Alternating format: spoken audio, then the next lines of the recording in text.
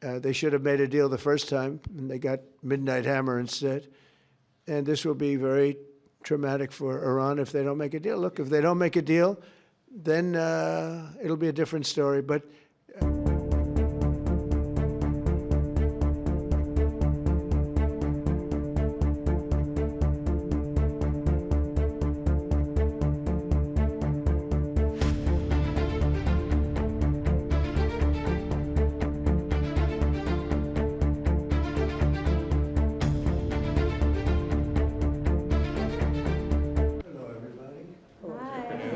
this is a big one if you're into environment. This is about as big as it gets, they tell me. Following your meeting with Prime Minister Netanyahu yesterday, has your thinking changed at all as it relates to these negotiations with Iran, or the timeline with Iran? We have to make a deal, otherwise it's going to be very traumatic.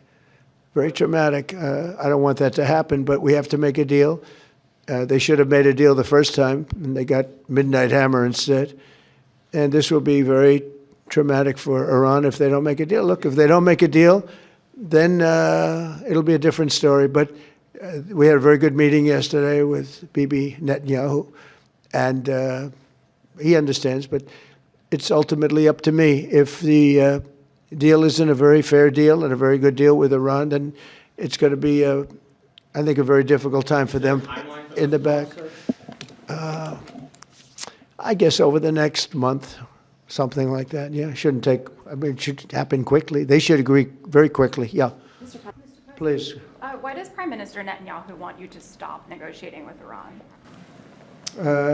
He is, you're saying stop entertaining, stop talking to them? Didn't say that, we didn't discuss that. I'll talk to them as long as I like, and we'll see if we can get a deal with them. And if we can't, we'll have to go to phase two. Phase two will be very tough for them. I'm not looking for that. Mr. President, there are currently 0 Israeli hostages left in Gaza because of you. Thank you for that. And now that the war is ending in Gaza and Israel, I wanted to ask, do you believe Bibi bears any responsibility for the security failures that we saw on October 7th? Well, October 7th was a rough time, and I guess everybody's responsible. It's you to look, but it was a terrible attack. It was a sneak attack. It was as violent as unfortunately, I've seen some of the results at levels that probably even you, good reporter, but probably you haven't seen. It was a horrible thing that took place. People were surprised. It was a surprise attack. Nobody saw that coming. He didn't see it coming. Nobody else would have seen it coming if they were in his position, I don't believe. But I can tell you he's been a very good wartime prime minister. He's been very strong. We've worked with him very well. We had tremendous success with Iran and everything else we've done. And he really has been. He's been, extraordinary as far as a wartime prime minister. Not easy. And, you have a president that refuses to give him a pardon. I think that man should be ashamed of himself.